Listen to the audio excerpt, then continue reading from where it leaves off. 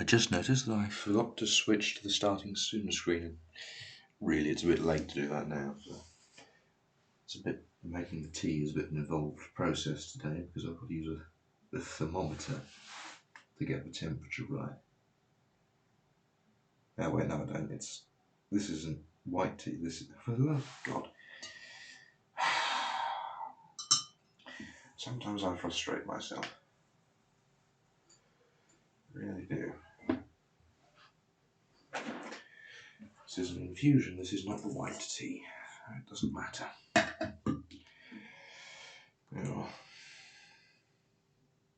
For the record, if you're still listening, Lara, I'm pretty sure I never unfollowed you on Twitter. Timer. 3 minutes. There we go.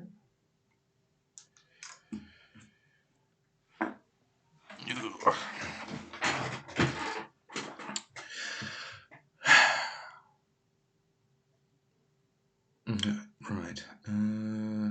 Let me just nip over to Twitch. And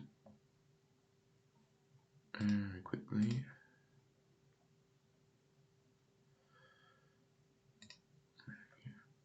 Let's do that. Just in the interest of reciprocity.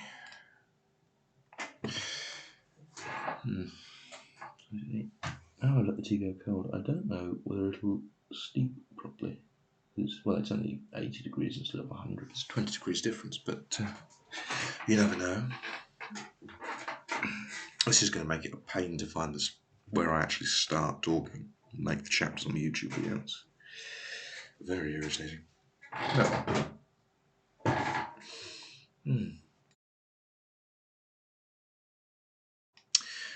Well then, normally the tea's ready before I actually start at the very beginning. So I guess what I'll do is I will go over the recap for anyone who is watching this out of order. So when we last left off, quite some time ago now, I believe, Elizabeth Bennet, who was our protagonist, was at the residence of Catherine de Bourgh and the Rosings estate for dinner, and was being, air quotes, educated on how to improve at the piano while playing for Mr. Darcy and his friend, whose name I can't remember because it's been too long, Fitzwilliam something. I think his name was Colonel Fitzwilliam. Colonel Fitzwilliam. There we are. Yeah. And then they left at the end of the previous chapter. Yeah. That has obviously been read, and if you are watching this on YouTube, I highly recommend that you go and if you are actually interested, I highly recommend that you go and watch them in order, watch the videos in order. There's a playlist and everything. It's not that hard. I think other relevant plot points that may or may not come up. So Jane Bennet, Elizabeth's sister, had come to London with hopes of, as you can see, I think I might give that 5 minutes, actually. I might give that a couple more minutes. But so Jane Bennet had come to London with hopes of, she'd come to London to visit their aunt and uncle with the hopes of running into Mr. Bingley, who had been courting her previously before following his sisters back to London, which did not go as planned, and may or may not be because Miss Bingley has been preventing him from discovering Jane's presence. So that may come up in this. I believe Mr. Darcy, upon meeting Elizabeth, did learn of Jane Bennet's presence in London, despite the fact that he had no previous awareness of it. So it will be interesting to see how that plays out, if it plays out in the chapters that I read today. Yeah. I'm basically just whiling away the next 50 seconds because I don't particularly feel like reading a paragraph and then having to stop to move stuff around. What is in there? I'm curious what's in the tea. So this is not sponsored, of course. I mean, why would someone sponsor me? I don't have any viewers. But the tea is a Bird and Blend Tea Company mulled cider tea. It's not actually alcoholic. It's let's see, apple pieces, ginger, rosehip, hibiscus, cinnamon, cloves, lemon peel, and natural flavourings. Which is always a joy to see. Natural flavourings, lovely, unspecific. It's no doubt the company secrets. Right, there we go.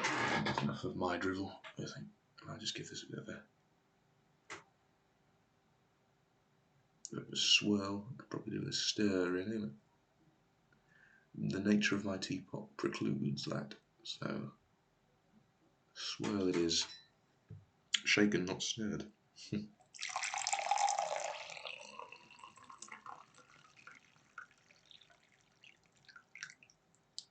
For an apple tea, it's very red, very dark red.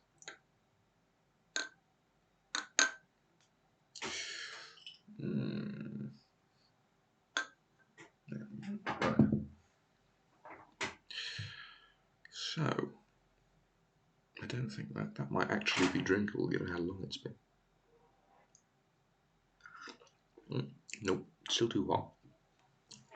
Anyway.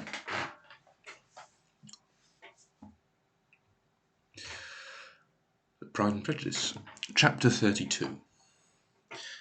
Elizabeth was sitting by herself the next morning and writing to Jane while Mrs. Collins and Maria were gone on business into the village, when she was startled by a ring at the door, the certain signal of a visitor.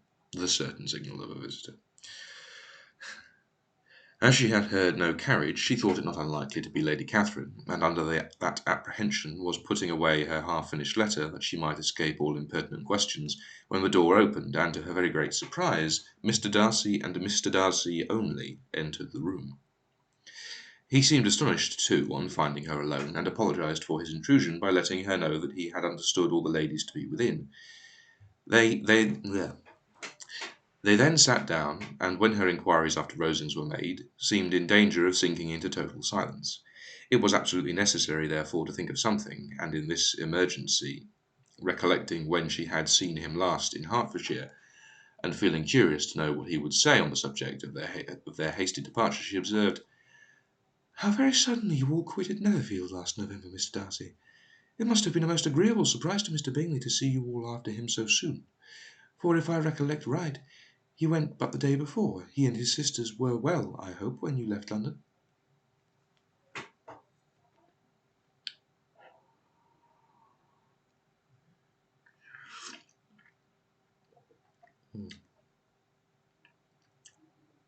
I feel I've not made that strong enough, this tea.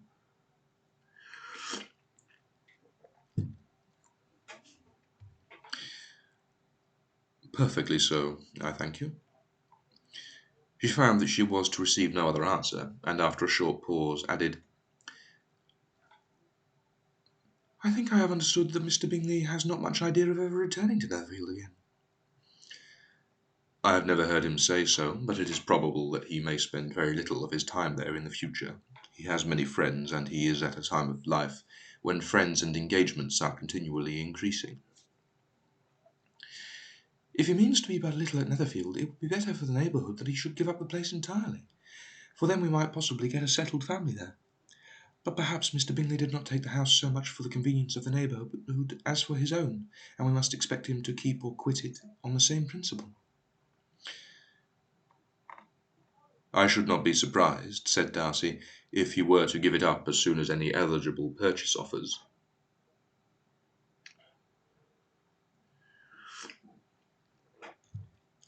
Elizabeth made no answer, She was afraid of talking longer of his friend, and having nothing else to say, was now determined to leave the trouble of finding a subject to him. He took the hint, and soon began with, "This seems a very comfortable house. Lady Catherine, I believe, did a great deal to it when Mr. Collins first came to Hunsford." "I believe she did, and I am sure she could not have bestowed her kindness on a more grateful object." "Mr. Collins appears very fortunate in his choice of wife." "Yes, indeed. His friends may well rejoice in his having met one of the very few sensible women who would have accepted him, or have made him happy if they had. My friend has an excellent understanding, though I am not certain that I consider her marrying Mr. Collins as the wisest thing she ever did. She seems perfectly happy, however, and in a prudential light it is certainly a very good match for her." "It must be very agreeable to her to be settled within so easy a distance of her own family and friends." "An easy distance, do you call it? It is nearly 50 miles." "And what is 50 miles of good road? Little more than half a day's journey. Yes, I call it a very easy distance." "I should never have considered the distance as one of the advantages of the match," cried Elizabeth. "I should never have said Mr. Collins was settled near her family." "It is a proof of your own attachment to Hertfordshire. Anything beyond the very neighbourhood of Longbourn, I suppose, would be considered far." As he spoke, there was a sort of smile which Elizabeth fancied she understood. He must be supposing her to be thinking of Jane and Netherfield, and she blushed as she answered,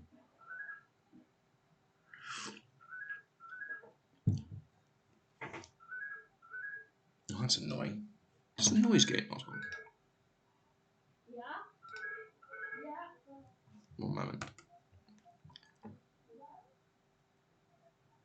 Let's see. Okay, that isn't working. Or is it working?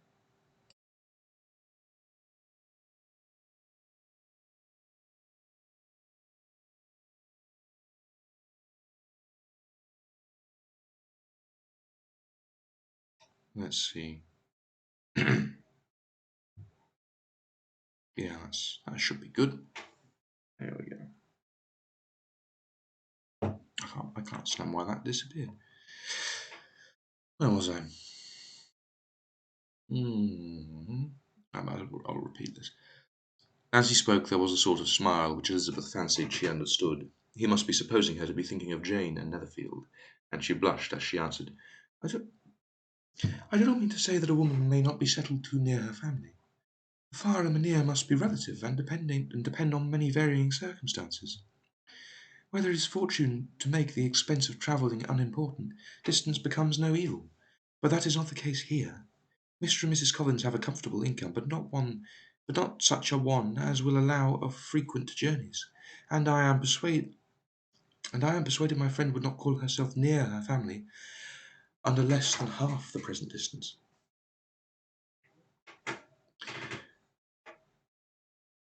Mr. Darcy drew his chair a little towards her and said, "You cannot have a right to such very strong local attachment. You cannot have always been at Longbourn."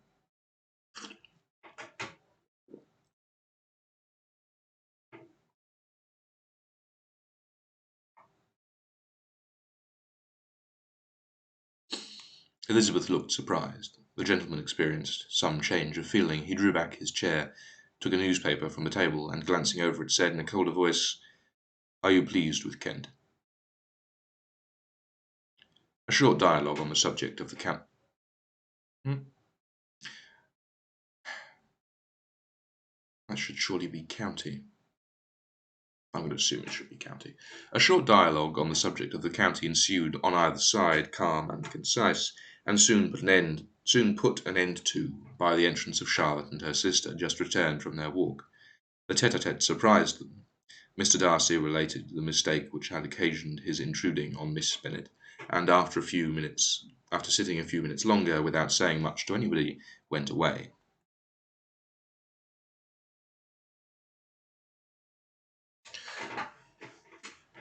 "What can be the meaning of this?" said Charlotte as soon as he was gone. "My dear Eliza, he must be in love with you, or he would never have called on us in this familiar way." But when Elizabeth told her of his silence, it did not seem very likely. even to Charlotte's wishes, to be the case, and after various conjectures they could words. They could at last only suppose his visit to proceed from the difficulty of finding anything to do, which was the more probable from the time of year. All field sports were over. Within doors there was Lady Catherine, books, and a billiard table, but gentlemen cannot always be within doors, and in the nearness of the parsonage, or the pleasantness of the walk to it, or of the people who lived in it, the two cousins found a temptation from this period of walking thither almost every day. They called at various times of the morning, sometimes separately, sometimes together, and now and then accompanied by their aunt. It was plain to them all that Colonel Fitzwilliam came because he had pleasure in their society, a persuasion which of course recommended him still more, and Elizabeth was reminded by her own satisfaction in being with him, as well as by his evident admiration of her former favourite, George Wickham. And though in comparing them she saw... Hmm.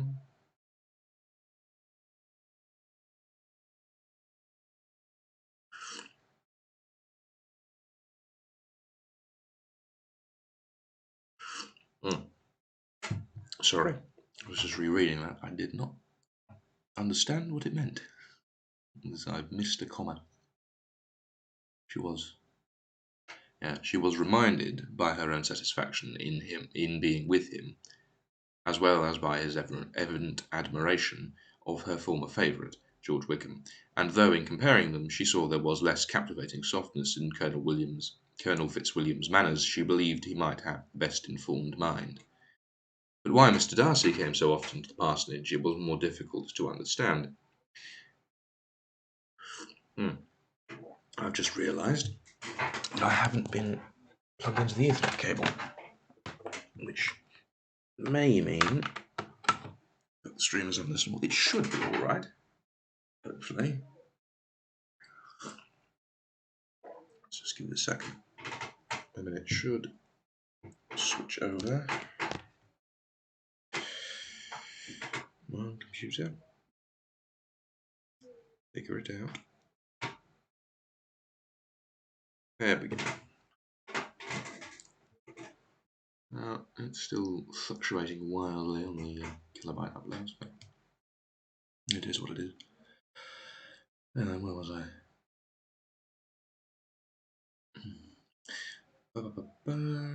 Why Mr. Darcy came to the parsonage was more difficult to understand. It could not be for society, as he frequently sat there 10 minutes together without opening his lips, and when he did speak it seemed the effect of necessity rather than of choice, a sacrifice to propriety, not a pleasure to himself. He seldom appeared really animated.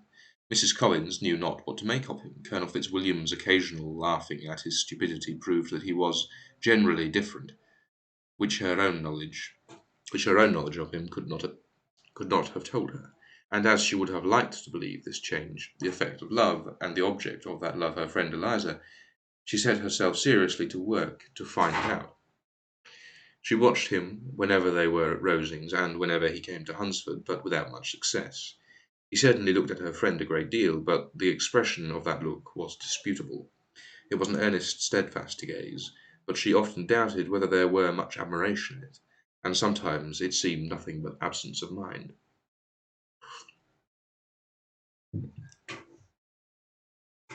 She had once or twice suggested to Elizabeth the possibility of his being partial to her, but Elizabeth always laughed at the idea, and Mrs. Collins did not think it right to press the subject, from the danger of raising expectations which might only end in disappointment. For in her opinion it admitted not of a doubt that all her friends' dislike would vanish if she... That entire paragraph is one sentence. This is appalling. She had once or twice suggested to Elizabeth the possibility of his being partial to her, but Elizabeth always laughed at the idea, and Mrs. Collins did not think it right to press the subject, from the danger of raising expectations which might only end in disappointment, for in her opinion it admitted not of a doubt that all her friend's dislike would vanish if she could suppose him to be in her power.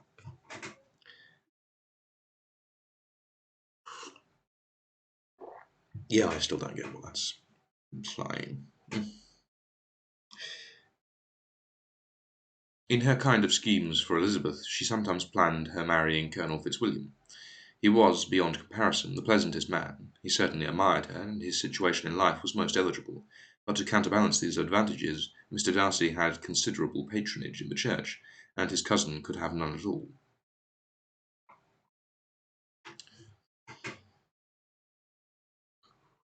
Well, which brings us to chapter 33. More than once did Elizabeth, in her ramble within the park, unexpectedly meet Mr. Darcy. She felt all the perverseness of the mischance that should bring him there where no one else was brought, and to prevent its ever happening again, took care to inform him, at first, that it was a favourite haunt of hers.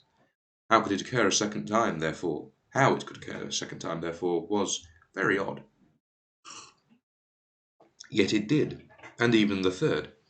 It seemed like wilful ill nature or a voluntary penance, for on these occasions it was not merely a few formal inquiries and an awkward pause, and then away, but he actually thought it necessary to turn back and walk with her. He never said a great deal, nor did she give herself the trouble of talking or listening much, but it struck her in the course of their third encounter that he was asking some odd, unconnected questions about her pleasure in being at Hunsford, her love of solitary walks, and her opinion of Mr. and Mrs. Collins's happiness, and that in speaking of Rosings and her not perfectly understanding the house, he seemed to expect that whenever she came to Kent again, she would be staying there too. His words seemed to imply it. Could he have Colonel Fitzwilliam in his thoughts? She supposed if he meant anything, he must mean an allusion to what might arise in that quarter. It distressed her a little, and she was quite glad to find herself at the gate in the pales opposite the parsonage.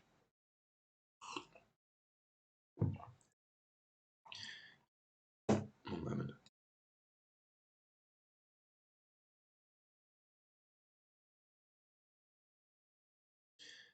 She was engaged one day as she walked in reperusing Jane's last letter, and dwelling on some passages which proved that Jane had not written in spirits when, instead of being again surprised by Mr. Darcy, and some passages which proved that Jane had not written in spirits, when, instead of being again surprised by Mr. Darcy, she saw on looking up that Colonel Fitzwilliam was meeting her. Putting away the letter immediately, and forcing a smile, she said, I did not know before that you ever walked this way. I have been making a tour of the park, he replied, as I generally do every year, and intend to close it with a call of the parsonage. Are you going much farther? Now I should have turned in a moment. And accordingly she did turn, and they walked towards the parsonage together. Do you certainly leave Kent on Saturday? Said she. Yes, if Darcy does not put it off again. But I am at his disposal. He arranges the business just as he pleases. And if not able to please himself in the arrangement, he has at least the great pleasure in the power of choice. I do not know anybody who seems to more enjoy the power of doing what he likes. Than Mr. Darcy. He likes to have his own way very well, replied Colonel Fitzwilliam, but so do we all. It is only that he has better means of having it than many others, because he is rich and many others are poor. I speak freely. A younger son, you know, must be inured to self-denial and dependence. I speak feelingly.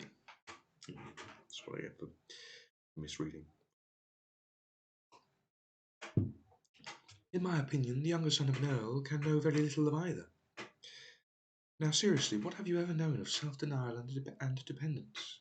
When have you ever been prevented by want of money from going wherever you choose or procuring anything you had a fancy for? These are home questions, and perhaps I cannot say that I have experienced many hardships of that nature, but in matters of great weight I may suffer from the want of money. Younger sons cannot marry where they like.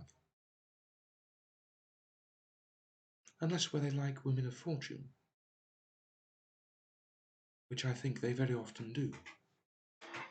Our habits of expense make us too dependent, and there are not many in my rank of life who can afford to marry without some attention to money. Is this, thought Elizabeth, meant for me? And she coloured at the idea, but recovering herself, said in a lively tone, And pray, what is the usual price of an earl's younger son? Unless the elder brother is very sickly, I suppose you would not ask about I suppose you would not ask above £50,000. He answered her in the same style, and the subject dropped. To interrupt a silence which might make him fancy her affected with what had passed, she soon afterwards said, I imagine your cousin brought you down with him chiefly for the sake of having somebody at his disposal. I wonder he does not marry, to secure a lasting convenience of that kind. But perhaps his sister does as well for the present, and as she is under his sole care, he may do what he likes with her. No, said Colonel Fitzwilliam, that is an advantage which he must divide with me. I am joined with him in the guardianship of Miss Darcy. Are you indeed? And pray what sort of guardian do you make? Does your charge give you much trouble? Young ladies of her age are sometimes a little difficult to manage, and if she has the true Darcy spirit, she may like to have her own way.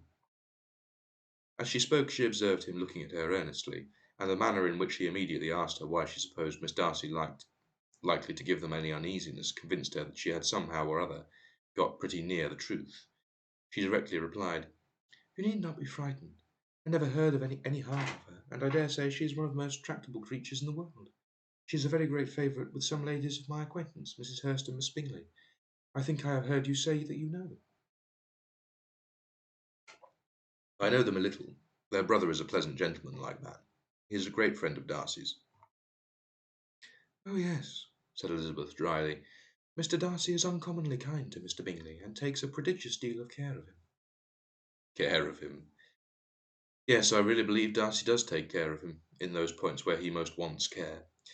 From something that he told me in our journey hither, I have reason to think Bingley very much indebted to him.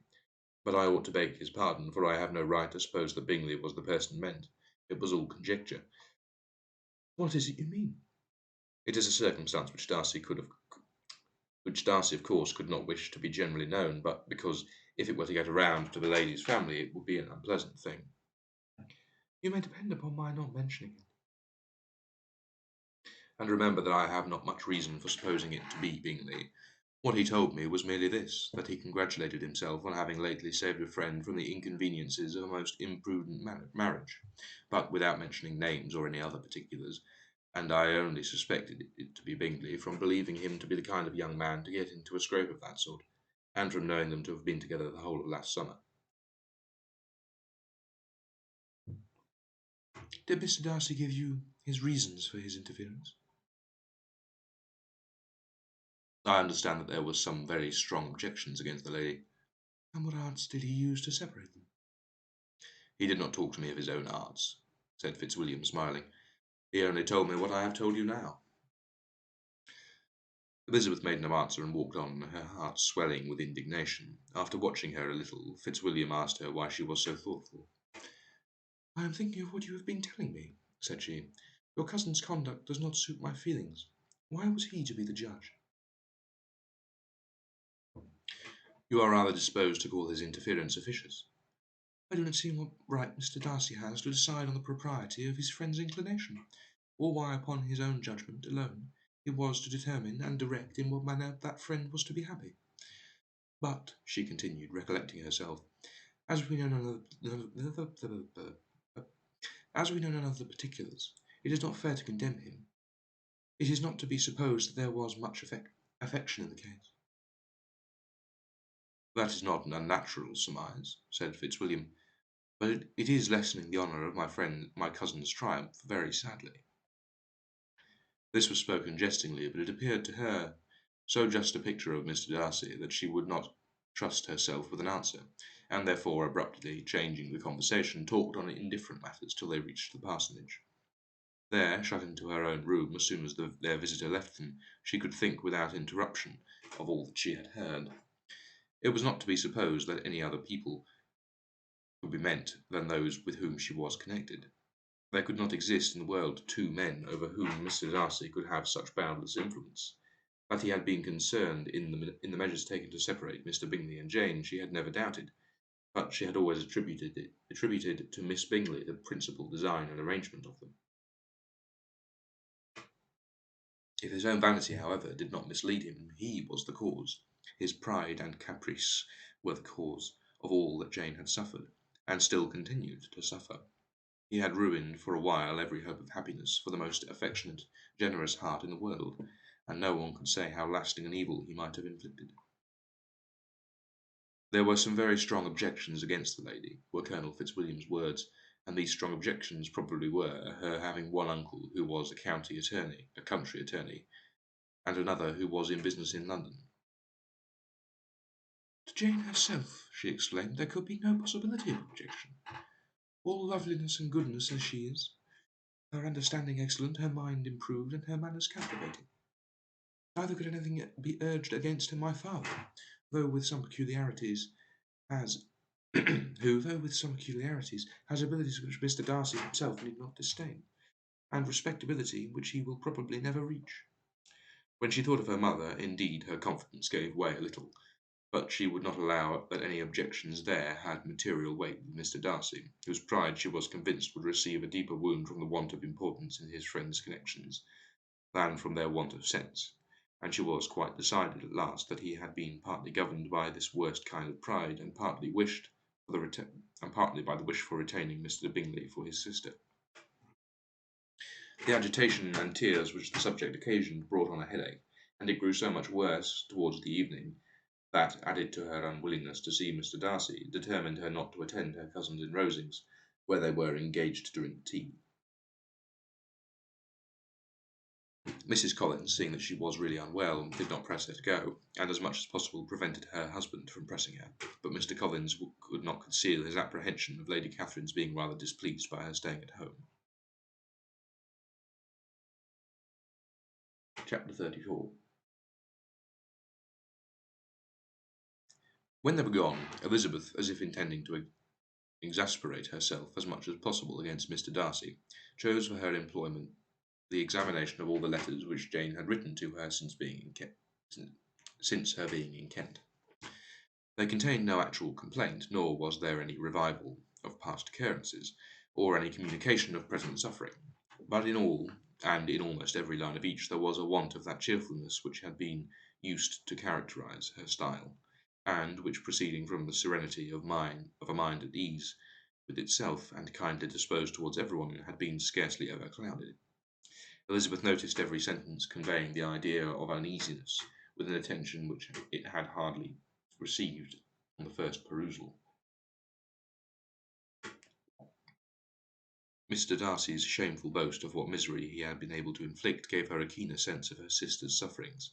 It was some consolation to think that his visit to Rosings was to end on the day after next, and a still greater that in less than a fortnight she should be herself with Jane again, and enabled to contribute to the recovery of her spirits by all that affection could do.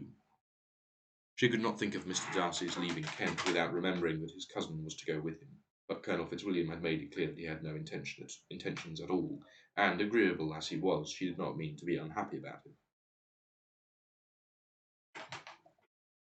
While settling this point, she was suddenly roused by the sound of a doorbell, and her spirits were a little flustered by the idea of its being Colonel Fitzwilliam himself, who had once before called late in the evening, and might now come to inquire particularly after her. But this idea was soon banished, and her spirits were very differently affected when, to her utter amazement, she saw Mr. Darcy walk into the room. In a hurried manner, he immediately began an inquiry after her health, imputing his visit to a wish of hearing that she were better. She answered him with cold civility. He sat down for a few moments, and then, getting up, walked about the room. Elizabeth was surprised, but said not a word.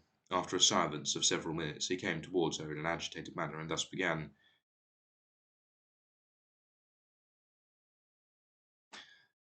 In vain I have struggled. It will not do. My feelings will not be repressed. You must allow me to tell you how ardently I admire and love you. Elizabeth's astonishment was beyond expression. She stared, coloured, and doubted, and was silent. This he considered sufficient encouragement, and the avowal of all that he felt and had long felt for her immediately followed. He spoke well, but there were feelings besides those of the heart to be detailed, and he was not more eloquent on the subjects of tenderness than of pride.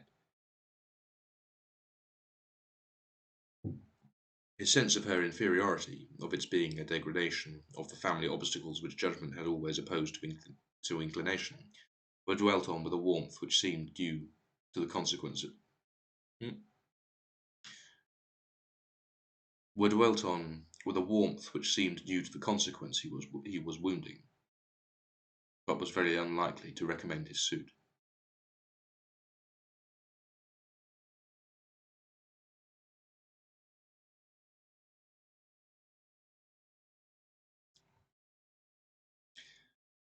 In spite of her deeply rooted dislike, she could not be insensible to the compliment of such a man's affection, and though her intentions did not vary for an instant, she was at first sorry for the pain he was to receive, till roused to resentment by his subsequent language, she lost all compassion in anger. She tried, however, to compose herself to answer him with patience when he should have done. When he should have done. He can.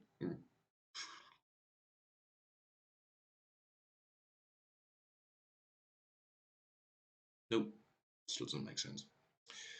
He concluded with representing to her the strength of that attachment which, in spite of all his endeavours, he had found impossible to conquer, and with expressing his hope that it would now be rewarded by her acceptance of his hand. As he said this, she could easily see that he had no doubt of a favourable answer. He spoke of apprehension and anxiety, but his countenance expressed real security. Such a circumstance could only exasperate farther, and when he ceased, the colour rose into her cheeks, and she said, In such cases as this, it is, I believe, the established mode to express a sense of obligation for the sentiments avowed. However unequally they may be returned, it is natural that obligation should be felt. And if I could feel and if I could feel gratitude, I would now thank you, but I cannot. I have never desired your good opinion, and you have certainly bestowed it most unwillingly. I am sorry to have occasioned pain to anyone. It has been most unconsciously done, however, and I hope will be of short duration. The feelings which you tell me have long prevented the acknowledgment of your regard can have little difficulty in overcoming it after this explanation. Mr. Darcy, who was leaning against the mantelpiece with his eyes fixed on her face, seemed to catch her words with no less resentment than surprise. His complexion became pale with anger, and the disturbance of his mind was visible in every feature. He was struggling for the appearance of composure, and would not open his lips till he believed himself to have attained it. The pause was to Elizabeth's feelings dreadful. At length, in a voice of forced calmness, he said, "And this is all the reply which I am to have the honour of expecting. I might perhaps wish to be informed why, with so little endeavour at civility, I am thus rejected, but it is of small importance." I might as well inquire, replied she, why with so evident a design of offending and insulting me, you chose to tell me that you liked me against your will, against your reason, and even against your character. Was this not some excuse for incivility, if I was uncivil? But I have other provocations. You know I have. Had not my feelings decided against you, had not my own feelings decided against you, had they been indifferent, or had they been favourable, even, do you think that any considerations would tempt me to accept the man who has been the means of ruining, perhaps forever, the happiness of my most beloved sister?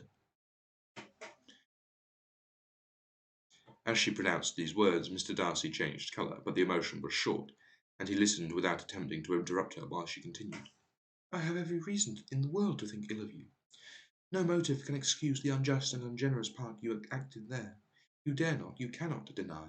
You have been the principal, if not the only means of dividing them from each other, of exposing one to the censure of the world for caprice and instability, the other to its derision for disappointed hopes, and involving them both in misery of the acutest kind. She paused, and saw with no slight indignation that he was listening with an air which proved him wholly unmoved by any feeling of remorse. He looked at her with a smile of affected incredulity. Can you deny that you have done it? She repeated. With assumed tranquillity, he then replied, "I have no wish of denying that I did everything in my power to separate my friend from your sister, or that I rejoice in my success. Towards him I have been kinder than towards myself." Elizabeth disdained the appearance of noticing this civil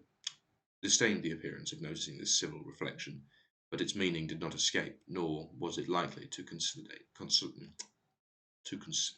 oh God, what is with this chapter? Elizabeth disdained the appearance of noticing this civil reflection, but its meaning did not escape, nor was it likely to conciliate her. But it is not merely this affair, she continued, on which my dislike is founded. Long before it had taken place, my opinion of you was decided. Your character was unfolded in the recital which I received many months ago from Mr. Wickham. On this subject, what can you have to say? In what imaginary act of friendship can you here defend yourself? Or under what misrepresentation can you here impose upon others? You take an eager interest in that gentleman's concerns, said Darcy in a less tranquil tone and with a heightened colour. Who that knows what his misfortunes have been can help feeling an interest with him. His misfortunes, repeated Darcy contemptuously. Yes, his misfortunes have been great indeed. And of your infliction, cried Elizabeth with energy. You have reduced him to his present state of poverty, comparative poverty.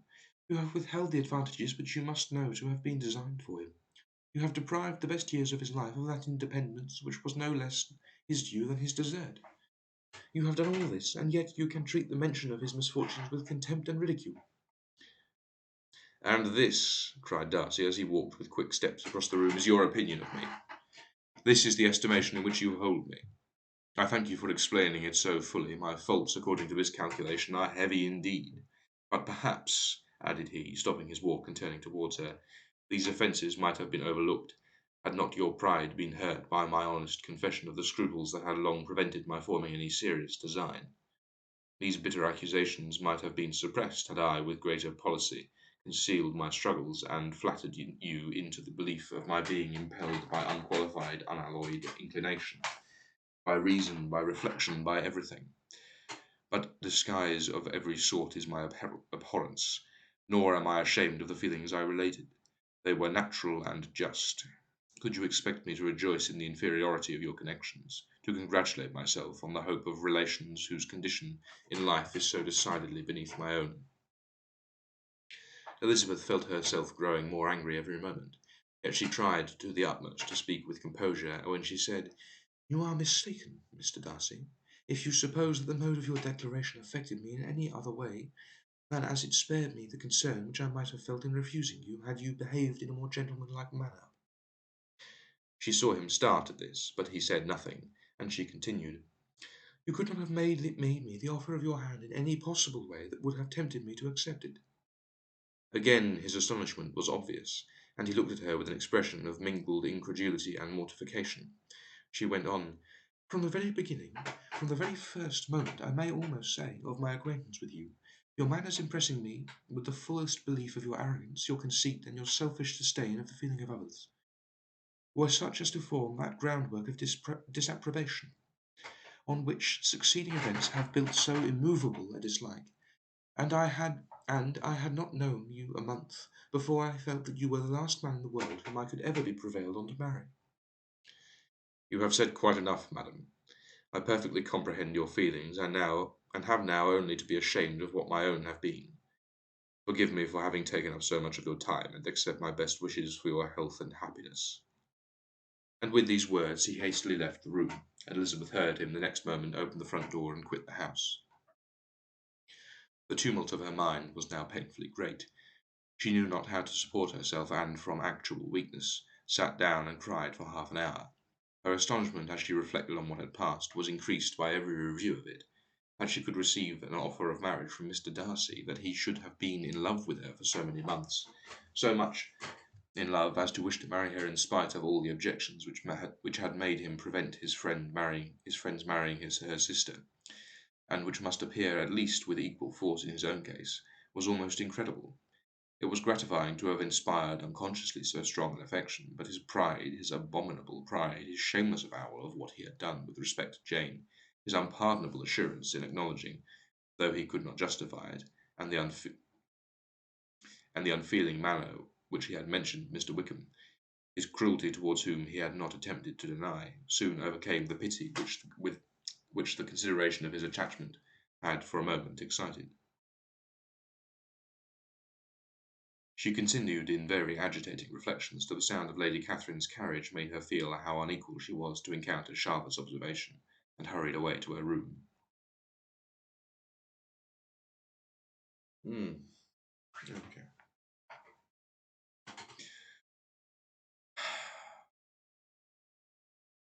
I think break to make some tea is in order.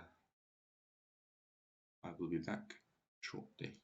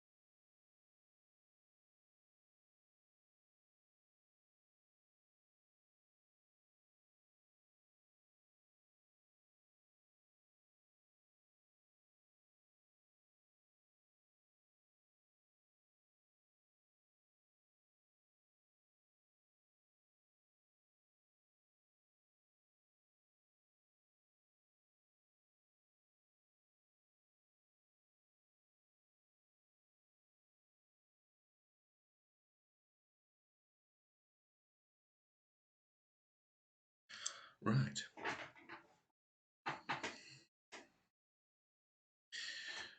Chapter 35. Elizabeth awoke the next morning to the same thoughts and meditations which had at length closed her eyes. Oh, wait. There we go. Chapter 35. Elizabeth awoke the next morning to the same thoughts and meditations which had at length closed her eyes. She could not yet recover from the surprise of what had happened. It was impossible to think of anything else, and, totally indisposed for employment, she resolved soon after breakfast to indulge herself in air and exercise.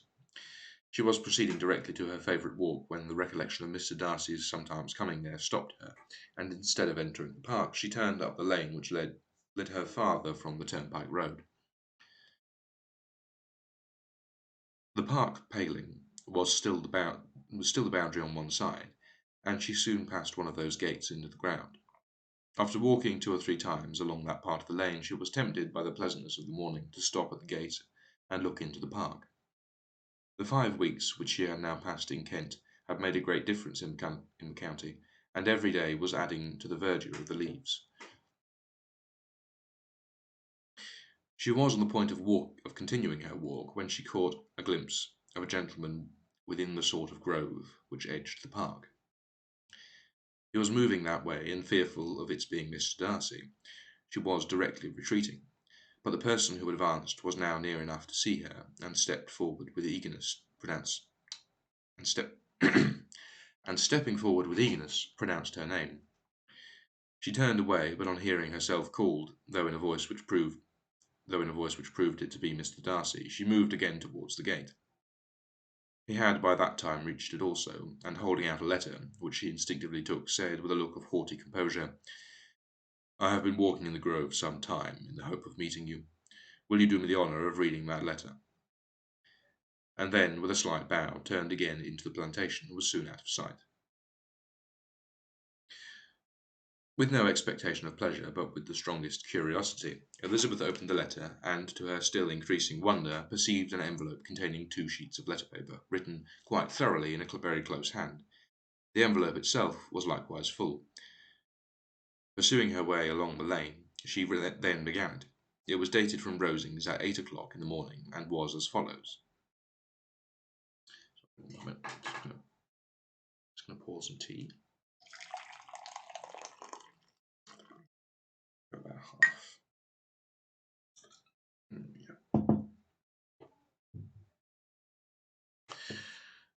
Be not alarmed, madam, on receiving this letter by the apprehension of its containing any repetition of those sentiments or renewal of those offers which were last night so disgusting to you.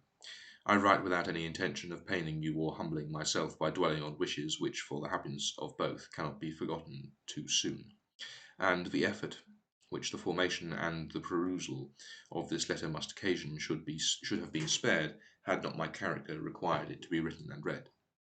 You must therefore pardon the freedom with which I demand your attentions. Your feelings, I know, will bestow it unwillingly, but I demand it of your justice. 2 offences of a very, very different nature, and by no means of equal magnitude, you last night laid to my charge. The first mentioned was that, regardless of the sentiments of either, I had detached Mr. Bingley from your sister, and the other that I had, in defiance of various claims, in defiance of honour and humanity, ruined the immediate prosperity and blasted the prospects of Mr. Wickham. Wilfully and wantonly to have thrown off the companion of my youth, the acknowledged favourite of my father, a young man who had scarcely any other dependence than our own patronage. Oh dear. This is going to be the last chapter. Who had scarcely any other dependence than on our patronage, and who had been brought up to expect its exertion, would be a depravity to which the separation of two young persons whose affection could be the growth of only a few weeks could bear no comparison. But from the severity of that blame which was last night so liberally bestowed, respecting each circumstance, I shall hope to be in future secured, when the following account of my actions and their motives has been read. If in the explanation of them, which is due to myself, I am under the necessity, which is due.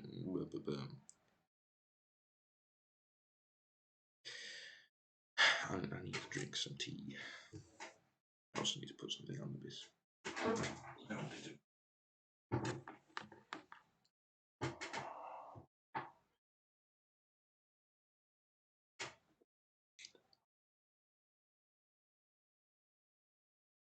It's much too hot, really. If in the explanation of them, which is due to myself, I am under the necessity of relating feelings which may be offensive to yours, I can only say that I am sorry. The necessity must be obeyed, and further apology would be absurd. I had not been long in Hertfordshire before I saw, in common with others, that Bingley preferred your elder sister to any other young woman in the country. But it was not till the evening of the dance at Netherfield that I had any apprehension of his feelings of a serious attachment.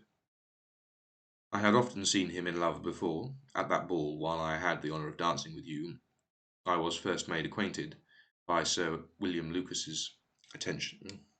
At that ball, while I had the honour of dancing with you, I was first made acquainted by Sir William Lucas's accidental information that Bingley's attentions to your sister had given rise to a general expectation of their marriage.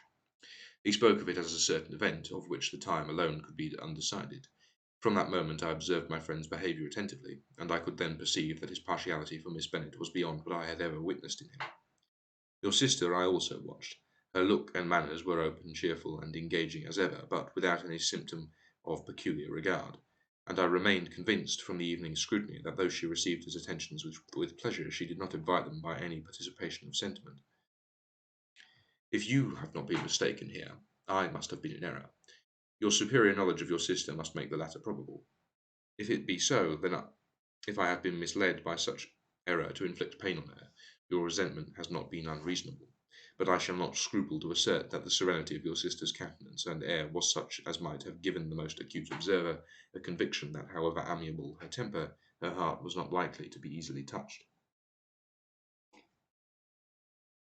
That I was desirous of believing her indifferent is certain, but I will venture to say that my investigations and decisions are not usually influenced by my hopes or fears. I did not believe her to be indifferent because I wished it. I believed it on impartial conviction, as truly as I wished it in reason. My objections to the marriage were merely those which I last night acknowledged to have required the utmost force of passion to put aside in my own case. The want of connection could not be so great an evil to my friend as to me. But there were other causes of repugnance, causes which, though still existing, and existing to an equal degree in both circumstances, I had myself endeavoured to forget because they were not immediately before me. These causes must be stated, though briefly. The situation of your mother's family, though objectionable, was nothing in comparison to that total want of propriety so frequently, so almost uniformly betrayed by herself, by your three younger sisters, and occasionally even by your father. Pardon me, it pains me to offend you.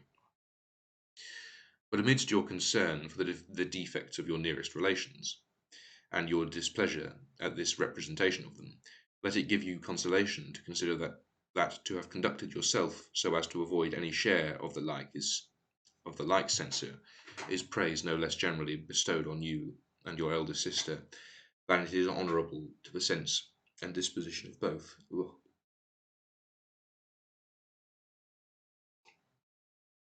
I'm out of practice. Let's try that again. But amidst your concerns for the defects of your nearest relations, and your displeasure at this representation of them, let it give you consolation to consider that to have conducted yourselves so as to avoid any share of the like censure is praise no less generally bestowed on you and your sister than it is honourable to the sense and disposition of both. I will only say that your father, I will only say, Father, that from what passed that evening my opinion of all parties was confirmed, and every inducement heightened, which could have led me before to preserve my friend from what I esteemed a most unhappy connection.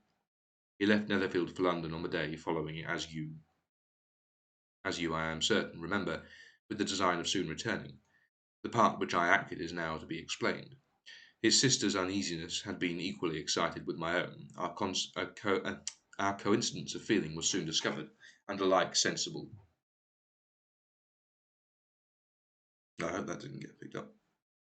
And alike sensible that no time was to be lost in detaching their brother. We shortly resolved on joining him directly in London. We accordingly went, and there I readily engaged in the office of pointing out to my friend the certain evils of such a choice. I described and enforced them earnestly, but however this remonstrance might have delayed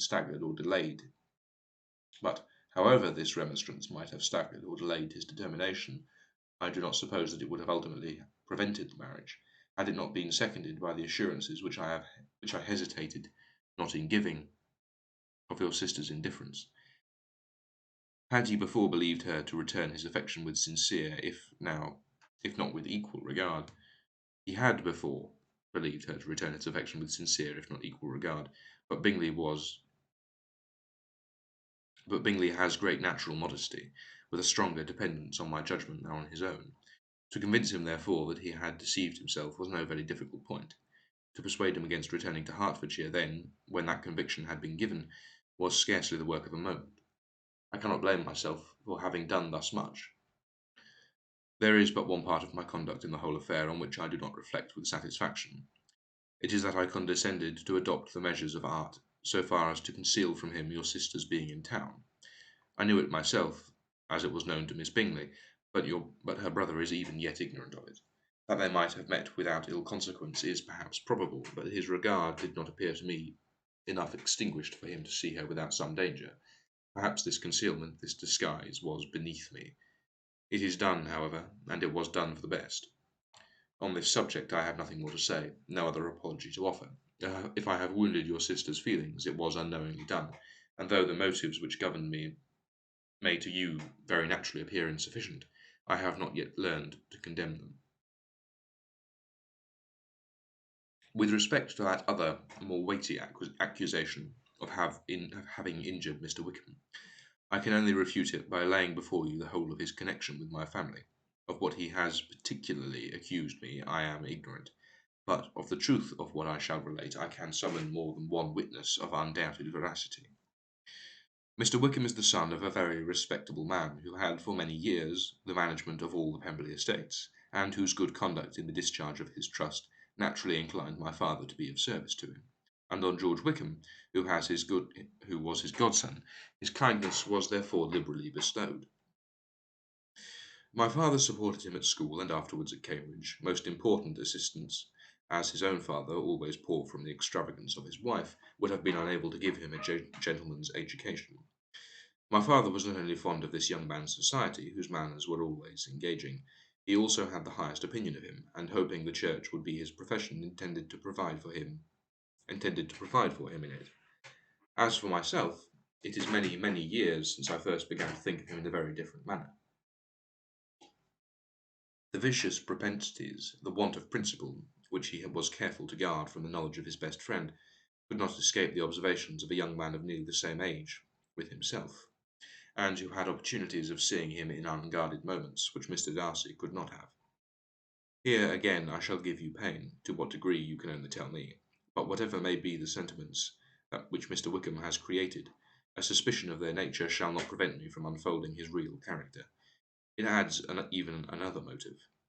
My excellent father died about 5 years ago, and his attachment to Mr. Wickham was to the last so steady that in his will he particularly recommended it to me to promote his advancement in the best manner that his profession might allow, and if he took orders, desired that a valuable family living might be his as soon as it became vacant.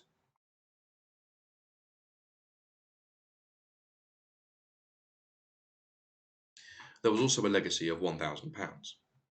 His own father did not long survive mine, and within half a year from these events, Mr. Wickham wrote to inform me that, having finally resolved against taking orders, he hoped I should not think it unreasonable for him to expect some more immediate pecuniary advantage in lieu of the preferment, by which he could not be benefited. He had some intention, he added, of studying the law, and I must be aware that the interest of £1,000 would be very insufficient to support that the interest of £1,000 would be a very insufficient support therein. I rather wished than believed him to be sincere, but at any rate was perfectly ready to accede to his proposal. I knew that Mr. Wickham ought not to be a clergyman. The business was therefore soon settled. He resigned all claim to assistance in the church, were it possible that he could ever be in a situation to receive it, and accepted in return £3,000. All connection between us seemed now dissolved. I thought too ill of him to invite him to Pemberley, or admit his society in town.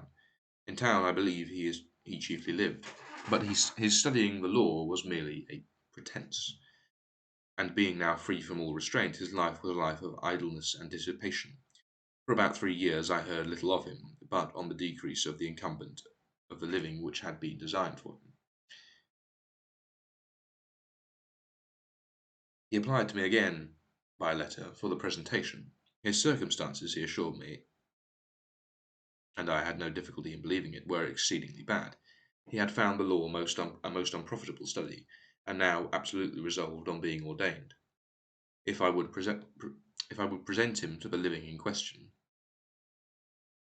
of which he trusted there could be little doubt, as he was well assured that I had no other person to provide for, and I could not have forgotten my revered father's intentions. You will hardly blame me for refusing to comply with this entreaty, or for resisting every repetition of it. His resentment was in proportion to the distress of his circumstances, and he was doubtless as violent in his abuse of me to others as in his reproaches to myself. After this period, every appearance of acquaintance was dropped. How he lived, I know not. But last summer he was again most painfully obtruded on my notice. I must now mention a circumstance which I would wish to forget myself, and which no obligation less than the present should induce me to unfold to any human being. Having said thus much, I feel no doubt of your secrecy. My sister, who is more than 10 years my junior, was left the guardianship of my mother's nephew, Colonel Fitzwilliam, and myself. About a year ago she was taken from school, and an establishment formed for her in London. And last summer she went with the lady who presided over it to Ramsgate, and thither also went Mr. Wickham, undoubtedly by design, for there proved to have been a prior acquaintance between him and Mrs. Young, in whose character we were most unhappily deceived, and by her convivance and aid he so far recommended himself to Georgiana, whose affectionate heart retained a strong impression of his kindness to her as a child, that she was persuaded to believe herself in love and to consent to an elopement. She was then but 15, which must be her excuse, and after stating her imprudence, I am happy to add that I owed the knowledge of it to herself.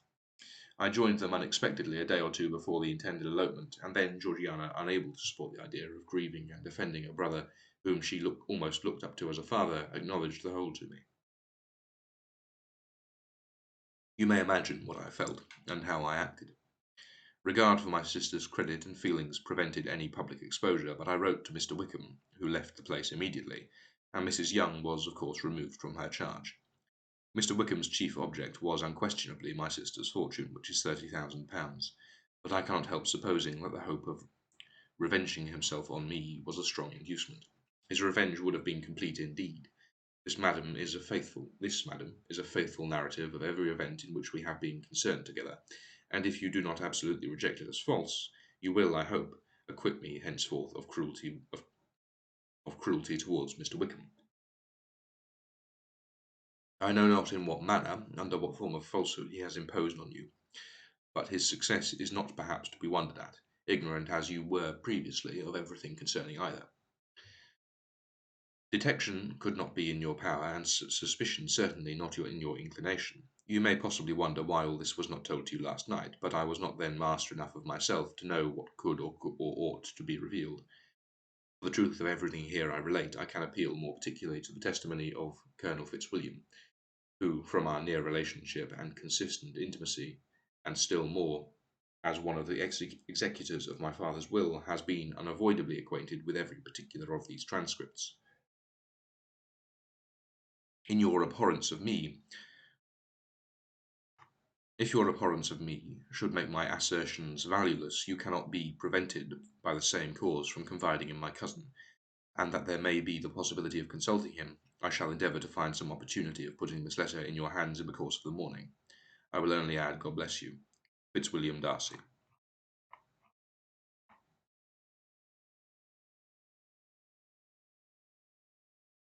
Okay, I'll do one more chapter because that's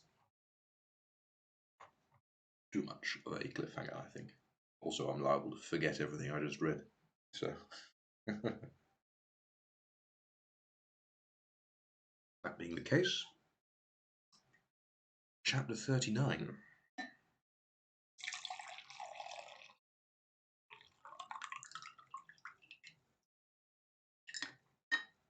Okay.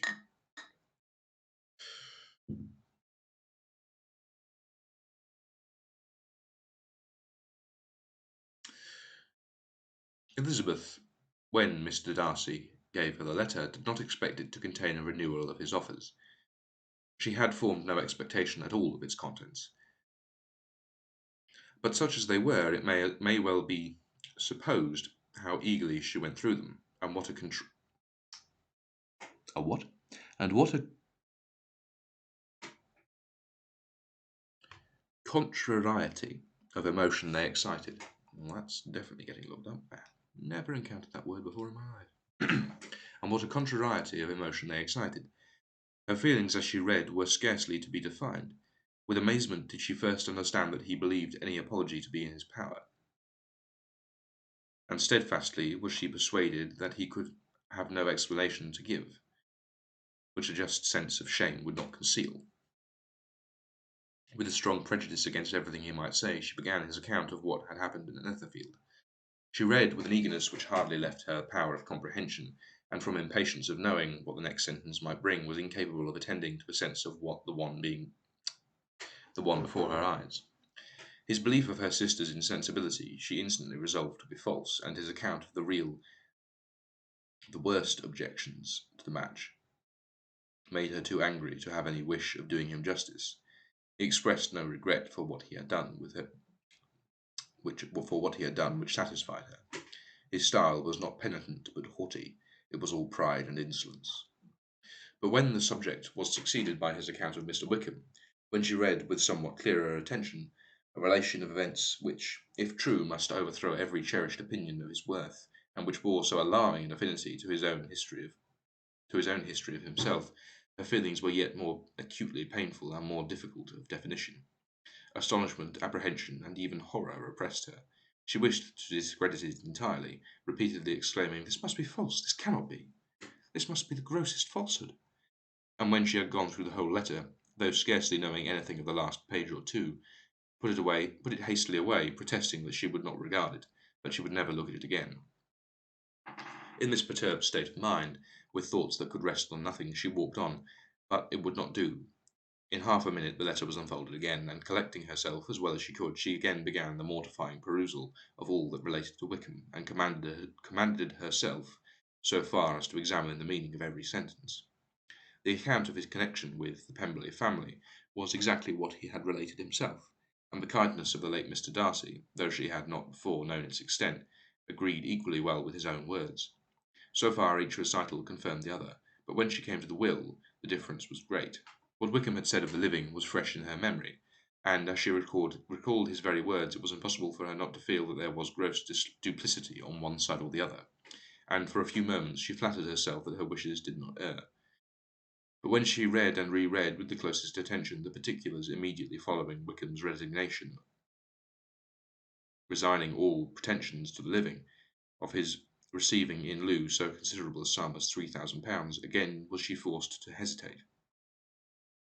She put down the letter, weighed every circumstance with what she meant to be impartiality, deliberated on the probability of each statement, but with little success. On both sides it was only assertion. Again she read on, but every line proved more clearly that the affair which she had believed it impossible that any contrivance could so represent as to render Mr. Darcy's conduct less than infamous, was capable of a turn which must make him entirely blameless throughout the whole. The extravagance and general profligacy which he scrupled not to lay to Mr. Wickham's charge. The extravagance and general profligacy which he scrupled not to lay to Mr. Wickham's charge exceedingly shocked her, the more so as she could not as she the more so as she could bring no proof of its injustice. She had never heard him before his entrance. She had never heard of him before his entrance into the Shire militia in which he had engaged at the persuasion of the young man, who, on meeting him accidentally in town, had there renewed a slight acquaintance. Of his former way of life, nothing had been known in Hertfordshire but what he told himself. Sorry, there was an illustration in between. Split the sentence in half. Oh, good, the phone isn't being picked up now. Excellent. As to his real character, had information been in her power, she had never felt a wish of inquiring.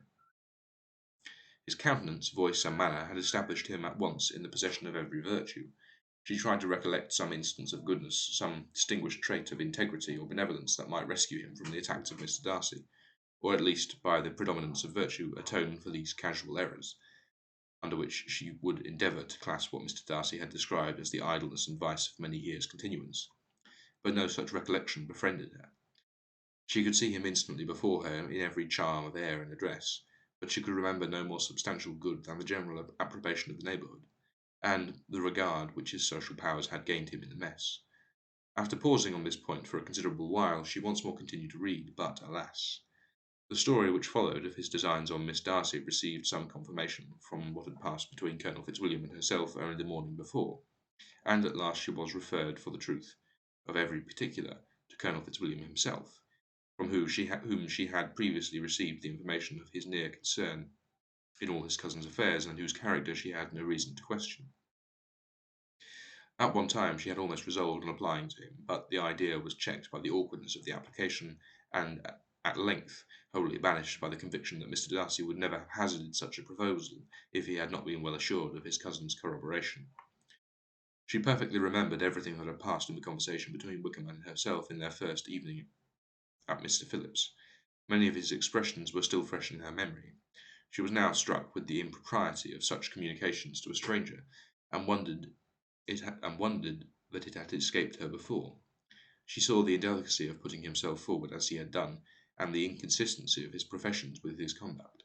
She remembered that he had boasted of having no fear of seeing Mr. Darcy, that Mr. Darcy might leave the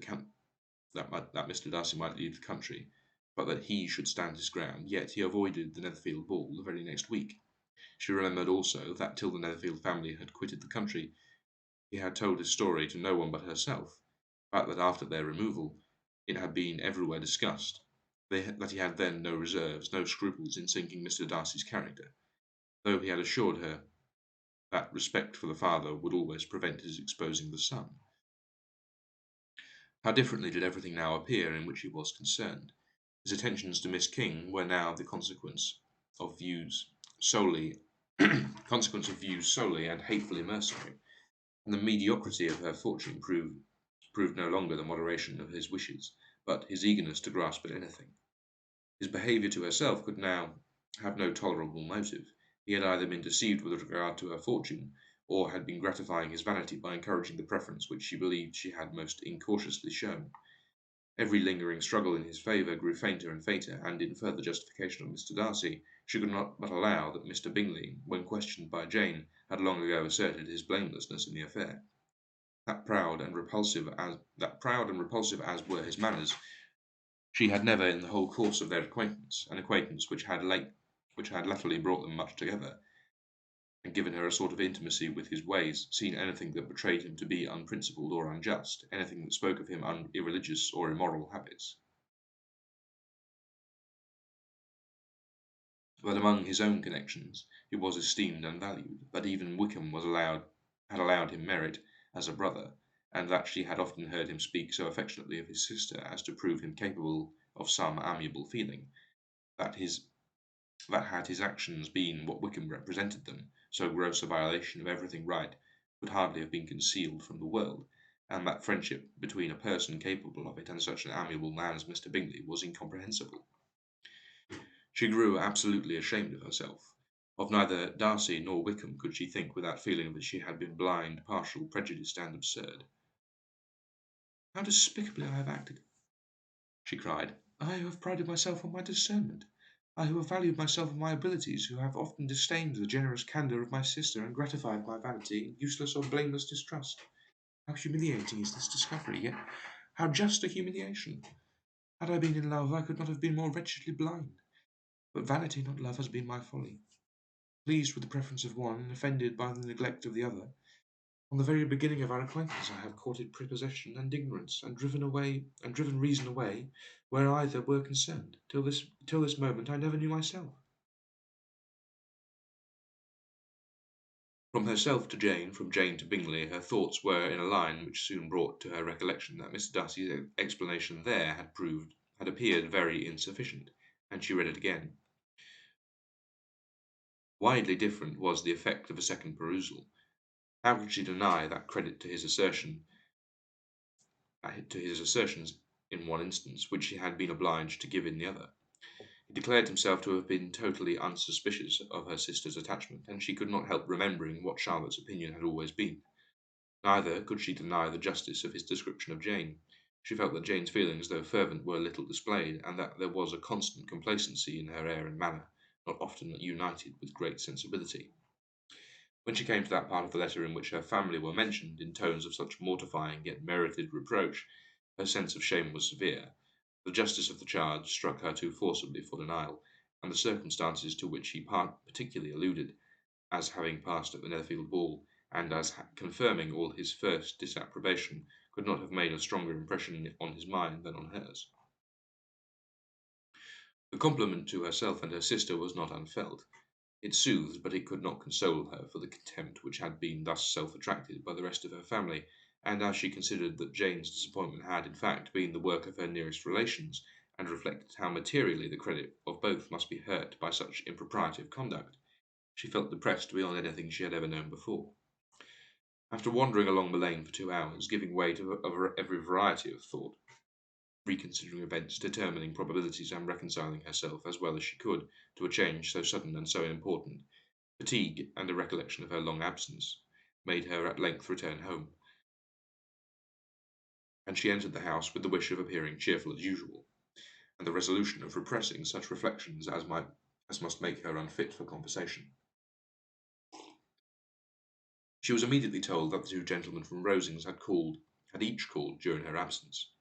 Mr. Darcy only for a few minutes to take leave, but that Colonel Fitzwilliam had been sitting with them at least an hour, hoping for her return, and almost resolving to walk after her till she could be found.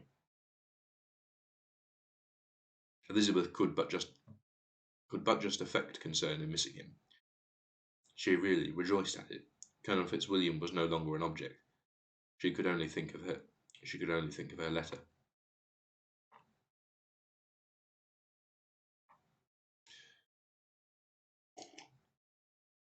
Which is the end of chapter 36. I think I might have called it 39 by accident. It's the end of chapter 36. So, now I have the joy of... No, there we go. And then, just got to set up the... There it is. There we go. Right. And then, go here, and we switch the... Let's see... that's it. Switch to Chrome. No, full screen. Okay. That's the one. There we are. Right. Actually, we want full screen capture for this bit anyway. Okay. So, let me just... is there some way I can note down?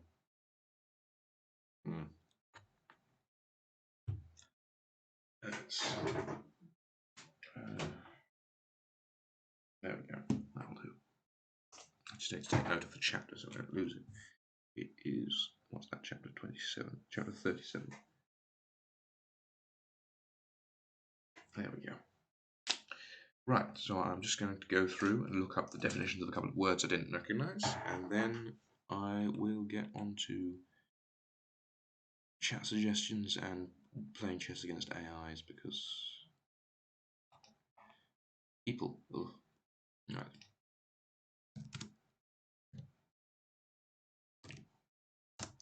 Let's see. Reckless extravagance, wastefulness, in the use of resources, which is pretty much what I thought. That's that. No colour. And contrariety, and this one I'm contrariety. Oop. Contrariety. Logic, contrary opposition.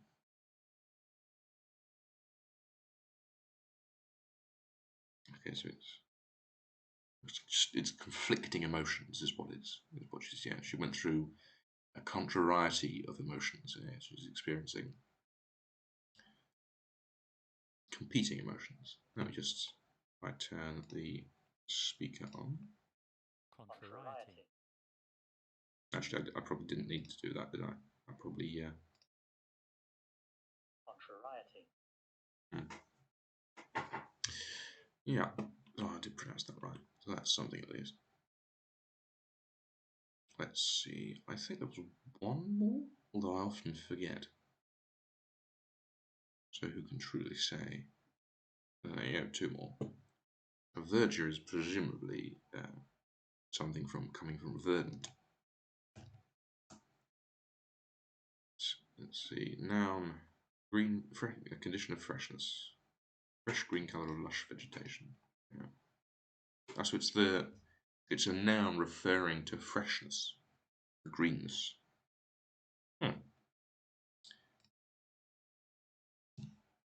You'd think I'd know what turnpike is. I've encountered it before. It's a toll gate. Oh. A spiked barrier fixed across the road to prevent it. So it's a toll road, basically. It's a turnpike road. I don't think there's another one, but I have been wrong before. So that's chapter 33, 34 rather. I believe I started from 32.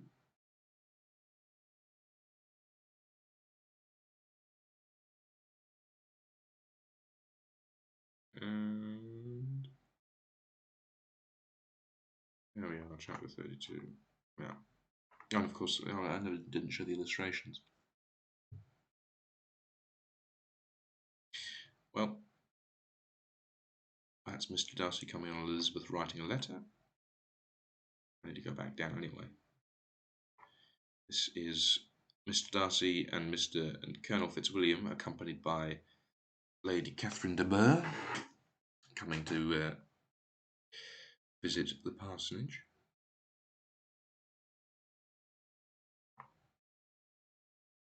Mr. Darcy and Elizabeth meeting while walking.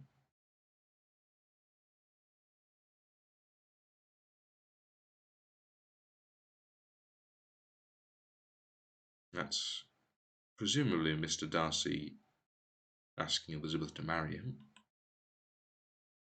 I think. It is, yeah, this is the right. That's definitely what that is.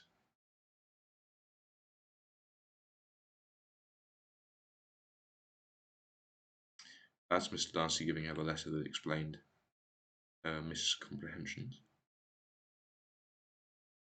I think miscomprehension is a word. I'm pretty sure miscomprehension is a word. I could be wrong. That's more metaphorical, I think. It's Elizabeth weighing up.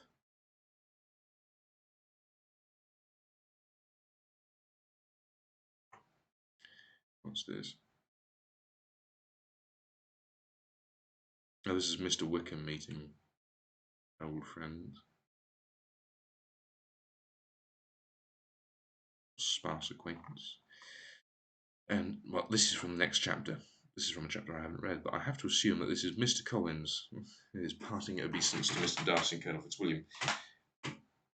Presumably, because he's got the nose that this artist gave to. That is how the artist did Mr. Collins. Right, well, I can leave this here,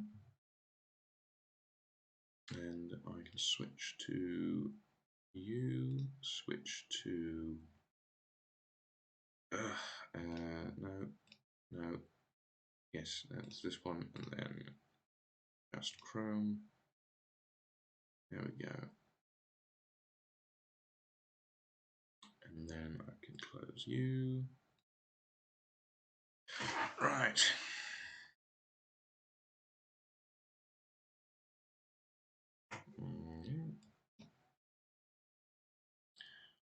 So, this is the plan. It's going to go badly because I am bad at chess, but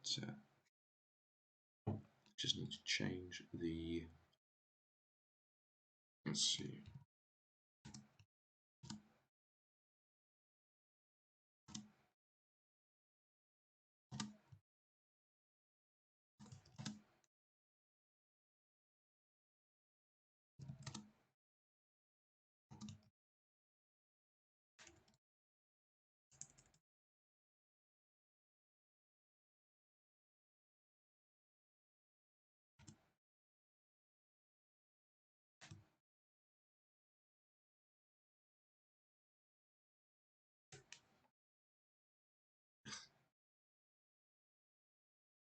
All right.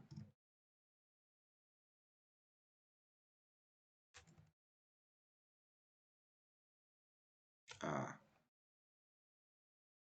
You know, I've written an entire book. You would think I would be capable of spelling the word beginner, but you would be wrong. Let's see. I need to remove this tag and this tag, this tag, this tag, this tag. Okay.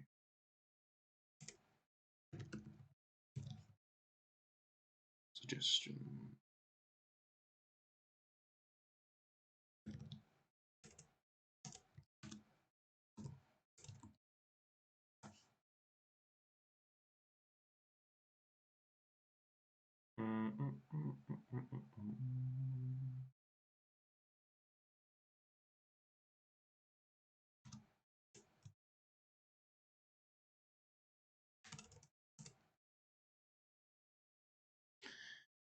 There we go.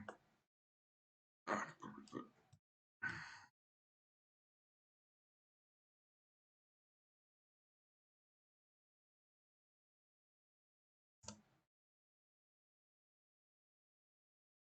I'm assuming that's chess.com. Oh. There we go. Right, I'm just going to quickly get out what I'm going to do. For the record, I fully expected to get absolutely crushed by this AI. What I'm going to do is I'm going to make a very quick little list for a pencil.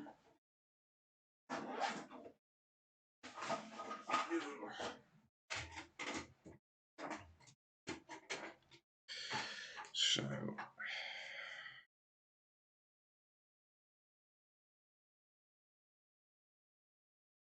got. So I'm gonna for the port. I'm gonna make a list of every piece and then every move. I'm gonna because this isn't timed, so I can just take as much time as I like to think everything through. I'm just gonna make a habit of checking through every piece. So I'm just gonna go do the pawns by files. So that's pawn 1. I'm sorry, pawn P A P B E C D D D E F G H F E D H. Then we've got queenside rook, queenside knight, queenside bishop, queenside the queen, king, kingside bishop, kingside knight. Now that's why they use an N for the knight, because king, kingside knight, and kingside rook. And then obviously, if it happens that a piece gets moved from one side of the board to the other in the course of the game, it'll just be whichever. I'm just going through the list, so I'll just go left to right, checking all the pieces, and then do that twice. The point of the list is just so I can tick it off each turn to make sure I'm actually doing it. Anyway, let me see. I'm assuming that Is this actually... Yeah, it's not actually open yet. Right, choose. There we go. Play. Low stakes. No rules. Right. I'm white. I'm assuming it... Yeah, so I'm starting. So now I've got to try and remember the... There's a setup opening that I remembered for black and for white, just so that I've got something to actually do. So I believe it should be here. Then, oh, I might do, let me turn that on.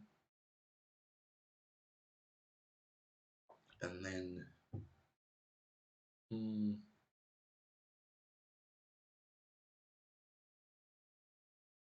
yeah, let's let me just put some headphones on, and then you'll be able to hear the pieces clacking. Just a little quality of life thing. Let's see. So I've done you. I think that's coming through properly. Just check. Let's see. Yeah, it's coming through. Let me turn it up a little bit, actually.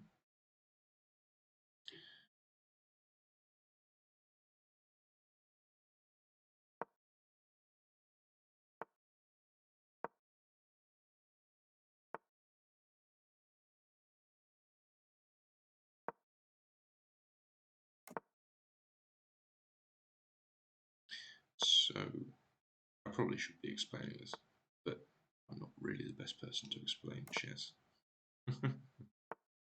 Really not the best person to explain chess. Okay. So what I haven't been doing is checking through every... I've written that list and then I've ignored it completely. But yeah, so what I should be looking through, because we've got each of the pawns. These three have these squares. This one has nothing at present. It could take in either of these two squares, can't move. Similarly, this pawn could take in either of these two squares but can't move. This bishop. The bishop has vision of these two squares and nothing else, because these two pawns block these two directions. Anyway, this pawn could take here, can't move. These two pawns have control of... They have moved... Well, no, actually they don't. They've moved forward, so they have these two squares here. And they can each take in either of those directions, and similarly these pawns can take. Right. That rook is enclosed.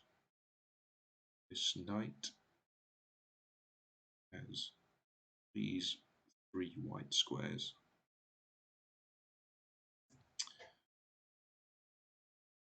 Queen access out, could potentially come forward and out, but at present has just these two squares.